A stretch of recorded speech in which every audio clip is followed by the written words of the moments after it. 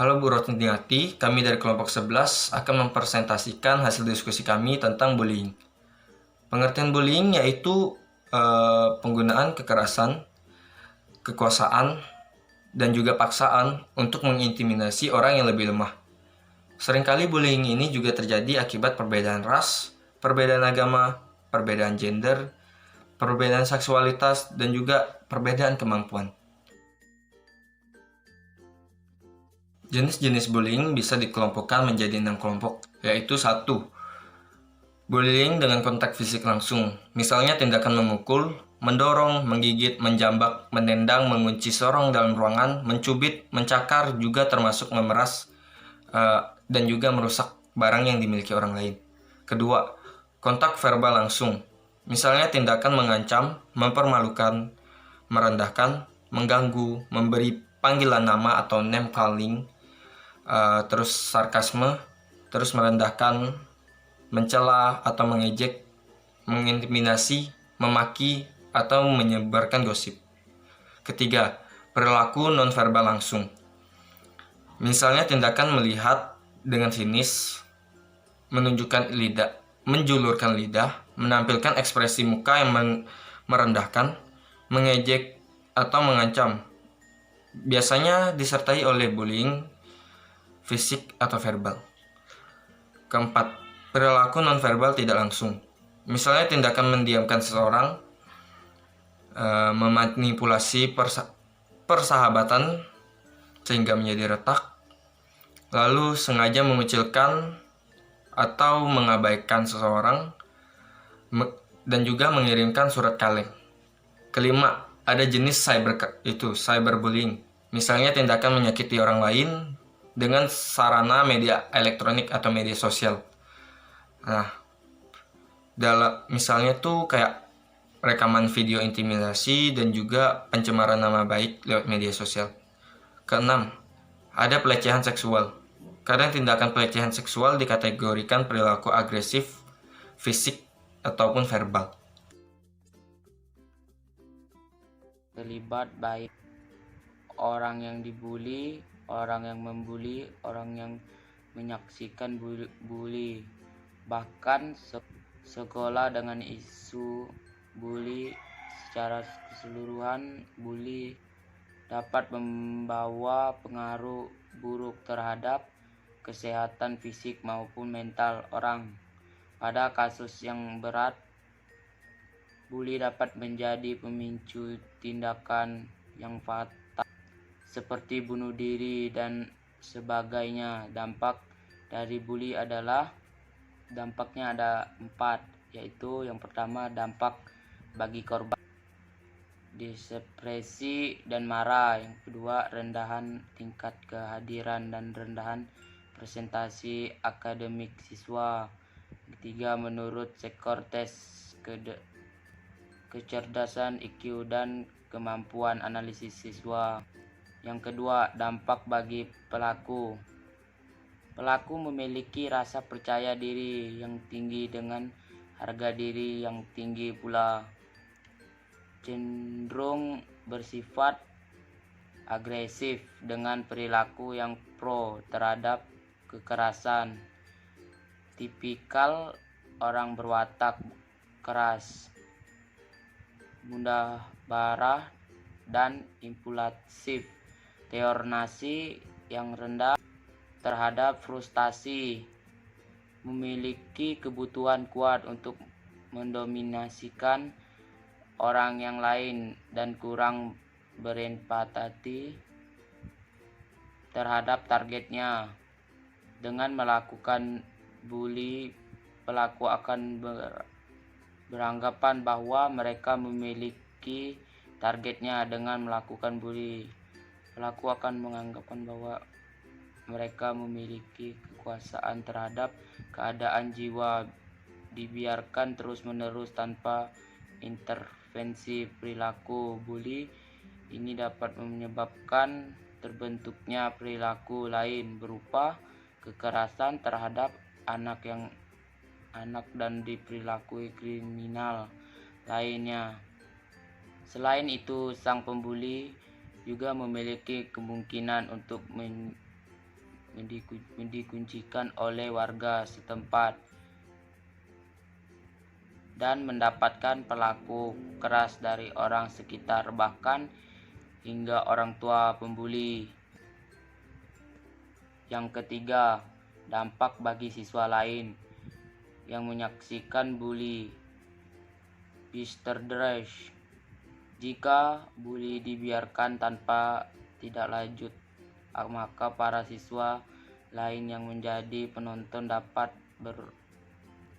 berasumsi bahwa bully adalah perilaku yang diterima secara sosial. Dalam kondisi ini, beberapa siswa mungkin akan bergabung dengan penindasan karena takut menjadi sasaran berikutnya, dan beberapa lainnya mungkin hanya akan diam saja tanpa melakukan apapun, dan yang paling parah, mereka merasa tidak perlu menghentikannya. Yang keempat, dampak bagi sekolah. Dampak yang akan terjadi apabila di suatu sekolah ketahuan terjadi bully akan membuat pandangan negatif dari orang tua murid sampai kepada murid yang akan mendaftarkan masuk ke sekolah tersebut, bahkan sampai ke sekolah lain. Dari situ sekolah akan kehilangan percaya orang tua murid baru, sehingga tak ada lagi yang akan masuk ke sekolah tersebut, dan kemungkinannya sekolah tersebut akan mengalami kebangkrutan. Salah satu kasus bullying adalah sebagai berikut. Kasus anak SD yang bunuh diri akibat kasus bully pada 2017 lalu kembali mencuat. Orang tua murid bernama Gabriel Tai menuntut pihak sekolah karena gagal memberantas perilaku bully yang berujung pada bunuh diri putra mereka. Dilaporkan insiden Jumat tanggal 6 bulan 12 2019. Orang tua Gabriel Tai berkata anaknya menjadi korban bully beberapa hari sebelum bunuh diri terjadi. Pihak sekolah juga disalahkan karena terkesan menutupi kasus bully yang terjadi. Kasus bully yang terjadi baru terkuak beberapa bulan setelah korban bunuh diri. Dalam video di SD Carson di Ohio, Gabriel dihajar di toilet oleh segerombolan anak-anak. Kaki si bocah tampak terkapar di pojok toilet sebelum akhirnya dibantu beberapa pegawai sekolah. Pihak sekolah pun tidak mau dituntut akibat gagal memberantas bullying. Tindakan yang terjadi dengan Gabriel Tai disebut tidak bisa diprediksi dan tak mungkin dicegah. Sekolah hanya bertanggung jawab untuk mencegah apa yang mereka bisa prediksi, ujar pengacara pihak sekolah Eric Hersig. Ia juga berargumen, jika kasus ini diteruskan, maka ia bisa menjadi preseden yang membuat sekolah-sekolah lain bisa dituntut bila ada kejadian serupa di sekolah mereka. Penasihat hukum orang tua korban, Jennifer Branch, menolak penjelasan tersebut. Ia juga menekankan sekolah pantas dituntut jika menutupi kasus seperti ini. Sekolah distrik berargumen, tunggu dulu, jangan biarkan kasus ini berlanjut.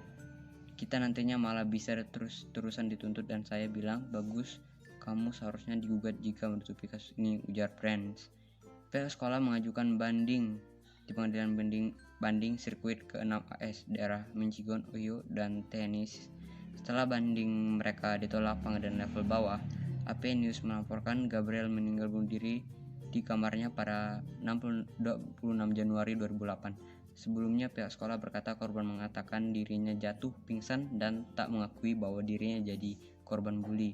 Hal itu pula yang sekolah katakan ke ibu korban. Solusi untuk mengatasi permasalahan bullying. Upaya yang harus dilakukan untuk mengatasi bullying meliputi program pencegahan dan juga penanganan, menggunakan intervensi sosial atau rehabilitas. A. Pencegahan dilakukan secara menyeluruh dan terpadu, dimulai dari anak, keluarga, dan juga masyarakatnya. Yang pertama, pencegahan melalui anak dengan melakukan pemberdayaan pada anak agar 1. Anak mampu mendeteksi secara dini kemungkinan terjadinya bullying. 2. Anak mampu melawan ketika terjadi bullying pada dirinya.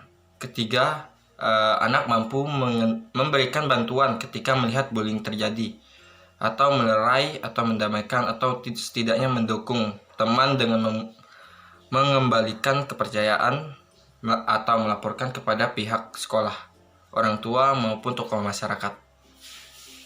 Yang kedua, pencegahan melalui keluarga dengan meningkatkan ketahanan keluarga dan memperkuat pola pengusahaan antara lain. Yang A, menanamkan nilai-nilai keagamaan dan mengajarkan cinta kasih antar sesama. Yang B, memberikan lingkungan yang penuh kasih sayang sejak dini dengan memperlihatkan cara berinteraksi antar anggota keluarganya. Yang C, membangun rasa kepercayaan diri anak, memupuk keberanian dan ketegasan anak, serta mengembangkan kemampuan anak untuk bersosialisasi. Yang D, mengajarkan etika terhadap sesama, membukukan kepedulian dan sikap menghargai, berikan teguran pendidik jika anak melakukan kesalahan. Yang E, mendampingi anak dalam menyerap informasi utama dari media televisi, internet, dan media elektronik lainnya. Pencegahan melalui sekolah. Pencegahan melalui sekolah bisa dilakukan dengan cara seperti berikut.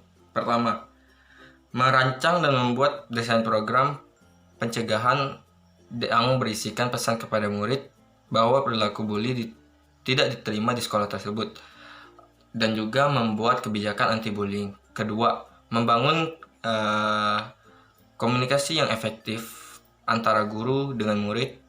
Ketiga, diskusi dan ceramah mengenai bully di sekolah. Keempat, menciptakan suasana lingkungan sekolah yang aman, nyaman, dan kondusif. Kelima, menyediakan bantuan kepada murid yang menjadi korban bullying. Keenam, melakukan pertemuan berkala dengan orang tua atau komunitas sekolah.